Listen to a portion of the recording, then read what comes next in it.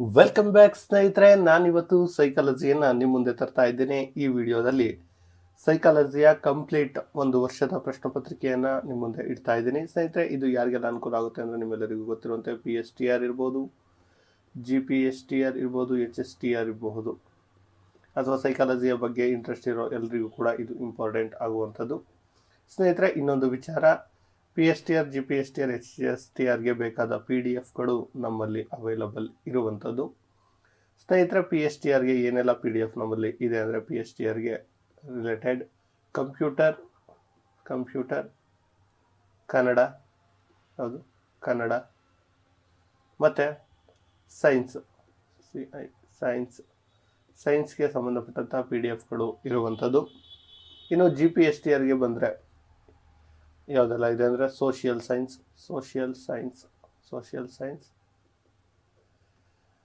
ಮತ್ತು ವಿಜ್ಞಾನ, ಇಷ್ಟು PDF-ಗಳು ಈಗಾಗಲೇ ರೆಡಿ ಇದೆ. ಇನ್ನು ಸೈಕಾಲಜಿ PDF ಇನ್ನೇನು ರೆಡಿ ಆಗ್ತಾ ಇರುವಂಥದ್ದು.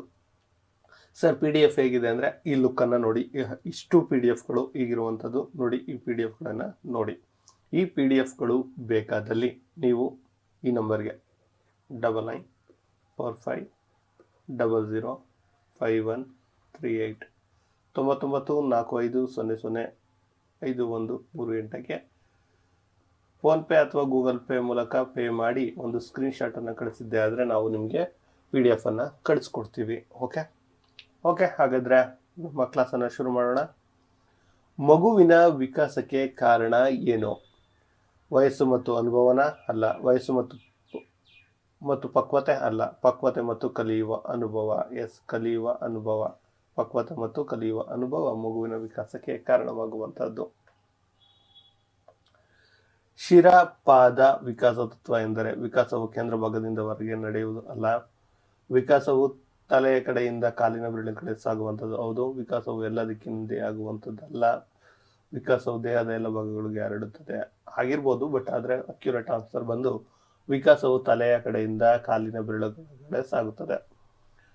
ಮಕ್ಕಳು ತಮ್ಮ ಪರಿಸರದಲ್ಲಿರುವ ವಸ್ತುಗಳನ್ನು ಅರ್ಥೈಸಿಕೊಳ್ಳಲು ಉಪಯೋಗಿಸುವ ಜ್ಞಾನಾತ್ಮಕ ರಚನೆಗಳು ಯಾವಪ್ಪ ಅಂದರೆ, ಪರಿಸರದಲ್ಲಿರುವಂಥವಲ್ವಾ, ಅದನ್ನ ಸ್ಕೀಮ್ಸ್ ಅಂತ ಕರೀತಾರೆ.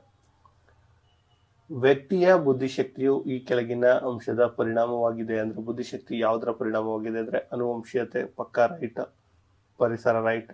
ಅನುವಂಶೀಯತೆ ಮತ್ತು ಪರಿಸರ ಎರಡೂ ಅಂತ ಬಂದಾಗ ಇದು ಅಕ್ಯುರೇಟ್ ಆನ್ಸರ್ ಆಗುತ್ತೆ. ಇವೆರಡೂ ರೈಟೇ, ಬಟ್ ಇವೆರಡನ್ನ ಸೇರಿಸಿದ್ರೆ ಪ್ಲಸ್ ಮಾಡಿದ್ರೆ ಬರುವಂಥದ್ದು. ಸೊ ಅದರಿಂದ ಇದು ಸರಿಯಾದ ಉತ್ತರ ಅನುವಂಶೀಯತೆ ಮತ್ತು ಪರಿಸರ. ಒಂದು ಮಗು ತನ್ನ ವಯಸ್ಕರಿಗಿಂತ ಉಚ್ಚಾರಣೆ ಅಥವಾ ಪದ ಸಂಪತ್ತಿನಲ್ಲಿ ಹಿಂದುಳಿದ ಇದರ ಕಾರಣ ವಿಕಾಸದಲ್ಲಿ ತೊಂದರೆಯಾಗಿರುತ್ತೆ. ಅದಕ್ಕೆ ಮಾತನಾಡುವ ಅವಕಾಶ ಸಿಕ್ಕಿರೋದಿಲ್ಲ, ಕೇಳುವ ಅವಕಾಶ ಸಿಕ್ಕಿರೋದಿಲ್ಲ. ಆ ಕಾರಣದಿಂದ ಅದು ಹಿಂದುಳಿದಿರುತ್ತೆ. ಭೌತಿಕ ವಿಕಾಸದ ಪ್ರಕ್ರಿಯೆಯಲ್ಲಿ ಮೊದಲು ಮಗುವಿನ ನಿಯಂತ್ರಣಕ್ಕೆ ಒಳಪಡುವಂಥದ್ದು ಎಲ್ರಿಗೂ ಗೊತ್ತಿದೆ. ತಲೆ ನಾನು ಹಿಂದಿನ ಕ್ಲಾಸಲ್ಲೂ ಕೂಡ ಹೇಳಿದ್ದೆ. ಒಂದು ಮಗುವಿನ ವಯಸ್ಸು 8 ವರ್ಷ ಆದರೆ ಅವನ ಮಾನಸಿಕ ವಯಸ್ಸು 10. ಹಾಗಾದ್ರೆ ಅವನ ಬುದ್ಧಿಶಕ್ತಿ ಸೂಚ್ಯಂಕ ಎಷ್ಟು? ಸ್ನೇಹಿತರೆ, ನಿಮಗೆ ಗೊತ್ತಿರಲಿ, MA/CA × 100 ಎನ್ನುವಂಥದ್ದು ಸೂತ್ರ, IQ ಸೂತ್ರ ಕಂಡುಹಿಡಿಯುವಂಥದ್ದು. ಈಗ ಹಾಕೋಣ. 10/8 × 100 ಅಂದರೆ 8 8, ಇನ್ನು 2 ಮಿಕ್ತು. ಇಲ್ಲಿ ಪಾಯಿಂಟ್ ಇಕ್ಕಣ, ಹೌದಲ್ಲ? ಪಾಯಿಂಟ್ ಇಕ್ಕರೆ ಎಷ್ಟು? 2 ಮಿಕ್ತು. 8 2 16, 4 ಮಿಕ್ತು. 4 0 45, 8 ಇಲ್ಲ 40. 1.25 × 100 ಅಂದರೆ 1.25 × 100 ಅಂದರೆ 125. ಸರಿಯಾದ ಉತ್ತರ 125 ಇಲ್ಲಿರುವಂಥದ್ದು. ಓಕೆ, ಇದಂತೂ ಕಂಪಲ್ಸರಿ ಸ್ನೇಹಿತರೆ, 1 ಕ್ವಶನ್ಸ್ ಇರುತ್ತೆ. ಸಾಮಾಜೀಕರಣ ಪ್ರಕ್ರಿಯೆಯಲ್ಲಿ ಜ್ಞಾನವನ್ನ ಸಹ ರಚಿಸಲಾಗುವುದು ಎನ್ನುವ ಸಿದ್ಧಾಂತ ಯಾರಿಗೆ ಸಂಬಂಧಪಟ್ಟಿದ್ದು ಅಂದ್ರೆ, ಸಾಮಾಜೀಕರಣ ಅಂತ ಬಂತು ಅಂದ್ರೆ ತಲೆಕೆಡಿಸ್ಕೋಬೇಡಿ, ವೈಗೋಟ್ಸ್ಕಿ ಎನ್ನುವಂಥದ್ದನ್ನ ಮರಿಬೇಡಿ. ಪಿಯಾಜೆ ಅವರ ಪ್ರಕಾರ ಜ್ಞಾನ ವಲಯದ ವಿಕಾಸದ ಗರಿಷ್ಠ ಮಟ್ಟದಲ್ಲಿ ಆಗುವಂಥದ್ದು ಎಲ್ಲಿ ಅಂದ್ರೆ, ಕಿಶೋರ ವ್ಯವಸ್ಥೆಯಲ್ಲಿ. ಇಲ್ಲಿ ಕಿಶೋರ ವ್ಯವಸ್ಥೆಯಲ್ಲಿ ವಸ್ತುಗಳ ಶಾಶ್ವತತೆ ಸನ್ನಿವೇಶವನ್ನ ಈ ಕೆಳಗಂಡ ಪಿಯಾಜೆ ಅವರ ಜ್ಞಾನಾತ್ಮಕ ಬೆಳವಣಿಗೆಯಲ್ಲಿ ನಾವು ಕಾಣಬಹುದು. ಅಂದ್ರೆ ಸಂವೇದನಾಗತೆಯಲ್ಲಿ ವಸ್ತುಗಳ ಶಾಶ್ವತೆಯನ್ನ ನಾವು ಎಲ್ಲಿ ನೋಡ್ಬೋದು? ಪಿಯಾಜೆ ಅವರ ಸಂವೇದನಾಗತೆ ಹಂತದಲ್ಲಿ. ಹಸುಳೆತನದ ಅವಧಿ ಅಂದ್ರೆ ಜನದಿಂದ 3 ವರ್ಷ, ನಿಮ್ಗೆಲ್ರಿಗೂ ಗೊತ್ತಿರುವಂತದ್ದು. ಪರೀಕ್ಷೆಯಲ್ಲಿ ಗಳಿಸಿರುವ ಅಂಕಗಳು ಸೂಚಿಸುವ ಅಂಶ ಯಾವುದು ಅಂದ್ರೆ, ಪರೀಕ್ಷೆಯಲ್ಲಿ ಏನ್ ಗಳಿಸ್ತಾರೆ ಅದನ್ನ ನಾವು ಸಾಧನೆ ಅಂತ ಪರಿಗಣಿಸಬೇಕಾಗುತ್ತೆ. ವಿದ್ಯಾರ್ಥಿಗಳ ಕಲಿಕೆಯ ಕಠಿಣತೆಯನ್ನು ಕಂಡುಹಿಡಿಯುವ ಪರೀಕ್ಷೆ ಯಾವುದು ಅಂದ್ರೆ ಕಠಿಣತೆ, ಅಂದ್ರೆ ಅವ್ರಿಗೆ ಏನೇ ಕಷ್ಟ ಆಗುತ್ತೆ ಅಂದ್ರೆ ಅದೆಲ್ಲ ನೈದಾನಿಕ ಪರೀಕ್ಷೆ. ಆರಂಭದಲ್ಲೇ ಕಂಡುಹಿಡಿತಾರೆ ಇದು ನೈದಾನಿಕ ಪರೀಕ್ಷೆ. ನಿಮ್ಗೆ ಗೊತ್ತಿರಲಿ, ವಿದ್ಯಾರ್ಥಿಗಳ ಕಠಿಣತೆ ಹೇಗಿದೆ ಅದಕ್ಕೆ ತಕ್ಕಂತೆ ಪಾಠವನ್ನು ಮಾಡೋದಕ್ಕೆ. ಈ ಕೆಳಗಿನವುಗಳಲ್ಲಿ ಒಂದು ಪೂರ್ವ ವಾಕ್ ಶಕ್ತಿಯ ಸಂವಹನ ಅಲ್ಲದ್ರೆ ವಾಕ್ಯಗಳು. ಇದು ಅಳುವುದು, ಅದೇ ತೊದಲುವುದು, ಹಾವಭಾವ ಅದೆಲ್ಲ ಇರುವಂತದ್ದು, ಇದು ಮಾತ್ರ ಅಲ್ಲ. ವಿದ್ಯಾರ್ಥಿಗಳ ಶೈಕ್ಷಣಿಕ ಸಾಧನೆಯಿಂದ ಅಳೆಯಬಹುದಾದ ಪರೀಕ್ಷೆ ಆಗ್ಲೇ ಹೇಳಿದಂತೆ ಸಾಧನ ಪರೀಕ್ಷೆ. ಶೈಕ್ಷಣಿಕ ಸಾಧನೆಗಳನ್ನು ಅಳೆಯುವಂಥದ್ದು ಸಾಧನ ಪರೀಕ್ಷೆ. ಕಠಿಣತೆಯನ್ನು ಅಳೆಯಲು ನೈದಾನಿಕ ಪರೀಕ್ಷೆಯನ್ನು ಬಳಸ್ತಾರೆ.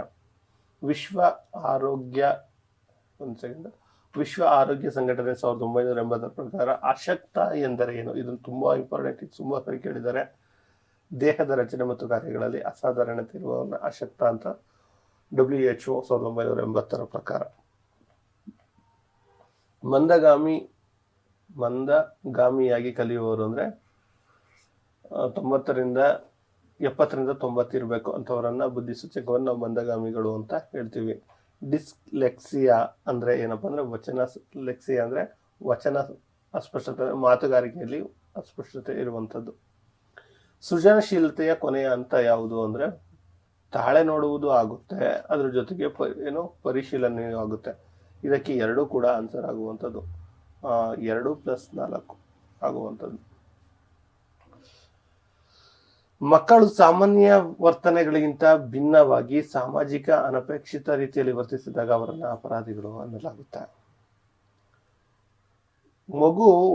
ಒಂದು ಮಗು 15 ಸೇಬು ಹಣ್ಣಿನ ಬುಟ್ಟಿಯಿಂದ 8 ಸೇಬು ಹಣ್ಣುಗಳನ್ನು ತೆಗೆದ ನಂತರ 7 ಹಣ್ಣುಗಳು ಉಳಿದಿವೆ ಎನ್ನುವುದನ್ನು ಅರ್ಥೈಸಿಕೊಳ್ಳುವುದು. ಇದಕ್ಕೆ ಉದಾಹರಣೆ ಸಮತಲ ವರ್ಗಾವಣೆ. ಈ ಕೆಳಗಿನವುಗಳಲ್ಲಿ ಜೈವಿಕ ಅಗತ್ಯತೆ ಇಲ್ಲದಿರುವುದು. ಆಹಾರದ ಅಗತ್ಯತೆ, ವಿರಾಮದ ಅಗತ್ಯತೆ ಇರಬೇಕು, ನಿದ್ರೆಯ ಅಗತ್ಯತೆ ಹಾಗೂ ಭದ್ರತೆಯ ಅಗತ್ಯತೆ ಇಲ್ಲ. ಇದಿಲ್ಲ ಅವ್ರು ಕೆಲಸ ಮಾಡ್ತಾರೆ, ಬಟ್ ಭದ್ರತೆಯ ಅಗತ್ಯತೆ ಇದ್ರೆ ಒಂದು ರೀತಿ ತೃಪ್ತಿ ಇರುತ್ತೆ, ಅದೇ ಗೌರ್ಮೆಂಟ್ ಆಫೀಸಲ್ಲಿ ಕೆಲಸನೂ ಆಗೋದಿಲ್ಲ.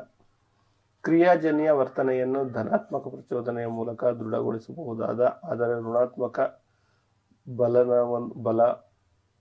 ಬಲವನ್ನ ದುರ್ಬಲಗೊಳಿಸುತ್ತಿದೆ ಎಂದು ಹೇಳಿದವರು ಯಾರು ಅಂದ್ರೆ ಸ್ಕಿನ್ನರ್. ಈ ಕೆಳಗಿನವುಗಳಲ್ಲಿ ಒಂದು ತರಗತಿಯ ಪ್ರೇರಣಾ ತಂತ್ರ ಅಲ್ಲದಿರುವಂತದ್ದು. ತರಗತಿಯ ಪ್ರೇರಣೆ ಅಂದ್ರೆ ತರಗತಿನ ಪ್ರೇರೇಪಿಸಲು ಮಗು ಕೇಂದ್ರಿತ ಓಕೆ, ಸ್ಪರ್ಧೆ ಸಹಕಾರ ಓಕೆ, ಬಹುಮಾನ ಶಿಕ್ಷೆ ಓಕೆ, ಆದ್ರೆ ಶಿಕ್ಷಕ ಕೇಂದ್ರಿತ ಇದು ತಪ್ಪು. ಸರಿಯಾದ ಉತ್ತರ ಇದಾಗುತ್ತೆ. 25th questions. ಅನುವಂಶತೆಯ ಪ್ರಕಾರ ಒಂದು ಮಗು ಅನುವಂಶೀಯವಾಗಿ ತನ್ನ ಪಿತೃ ಅಥವಾ ತಂದೆಯಿಂದ 50%, ತಾಯಿಯಿಂದ 50% ಅನ್ನ ಪಡೆದುಕೊಳ್ಳುತ್ತೆ. ನೆನಪಲ್ಲಿ ಇರಲಿ. ಅನಾರೋಗ್ಯದ ಕಾರಣ ಮನೋಧಾರಣೆ, ಮೂಢನಂಬಿಕೆ, ಭಯ ಇವುಗಳನ್ನು ತೊಡೆದುಹಾಕಲು ಬಳಸಬಹುದಾದ ಸಿದ್ಧಾಂತ ಸಾಂಪ್ರದಾಯಿಕ ಅನುಬಂಧನ ಸಿದ್ಧಾಂತ. ಈ ಕೆಳಗಿನವುಗಳಲ್ಲಿ ಕ್ರಿಯಾಜನ್ಯ ಅನುಬಂಧಕ್ಕೆ ಸೇರದೆ ಇರುವಂತದ್ದು ಪ್ರಚೋದನೆ ಇಲ್ಲ, ಪ್ರತಿಕ್ರಿಯೆ ಇಲ್ಲ. ಇದು ಕ್ರಿಯಾಜನ್ಯ ಅನುಭವಿಸಕ್ಕೆ ಸೇರೋದಿಲ್ಲ. ಒಳನೋಟ ಕಲಿಕೆಯಲ್ಲಿ ಬಳಸದೇ ಇರುವಂತಹ ಭಾಗ ಯಾವುದು ಅಂದ್ರೆ ಪ್ರಯತ್ನ ದೋಷ ಪರೀಕ್ಷೆ, ಪ್ರಯತ್ನ ಪ್ರಮಾದ ಅಂತಾನೂ ಕರೀತಾರೆ. ಕಲಿಕಾ ಪ್ರಕ್ರಿಯೆಯು ಹೆಚ್ಚು ಸಂಭವನೀಯ ಪುನರ್ಬಲನ ಮೂಲಕ ಆಗುವಂಥದ್ದು ಕ್ರಿಯಾಜನ್ಯ ಅನುಬಂಧದಲ್ಲಿ. ಮಕ್ಕಳು ತಂದೆ ತಾಯಿಯರನ್ನ ಹೋಲುತ್ತಾರೆ. ಇದು ಯಾವುದಕ್ಕೆ ಉದಾಹರಣೆ ಅಂದ್ರೆ ಸಾಮ್ಯತೆಯ ನಿಯಮಕ್ಕೆ ಉದಾಹರಣೆ. ಸ್ನೇಹಿತರೆ, ಇದಾಗಿತ್ತು. ಇದು ಕೂಡ ಒಂದು ಹಳೆಯ ಪ್ರಶ್ನೆ ಪತ್ರಿಕೆಯಾಗಿತ್ತು, ಅದನ್ನು ಬಿಡಿಸುವಂತ ಕೆಲಸವನ್ನ ಮಾಡಿದ್ದೀನಿ. ಇನ್ನು ಸ್ನೇಹಿತರೆ, ನಿಮಗೆ PDF ಬಗ್ಗೆ ಆಗಲೇ ಹೇಳಿದಂತೆ ಬೇಕಿತ್ತು ಅಂದ್ರೆ ಕಾಲ್ ಮಾಡಿ, ಈ ನಂಬರಿಗೆ ಕಾಲ್ ಮಾಡಿ, ಅಥವಾ ಈ ನಂಬರ್ಗೆ ಸ್ಕ್ರೀನ್ಶಾಟ್ಸ್ ಅನ್ನ ಕಳಿಸೋದನ್ನ ಮರಿಬೇಡಿ ಅಂತ ಹೇಳ್ತಾ 9945005138. ಓಕೆ, ಧನ್ಯವಾದಗಳು ಸ್ನೇಹಿತರೆ.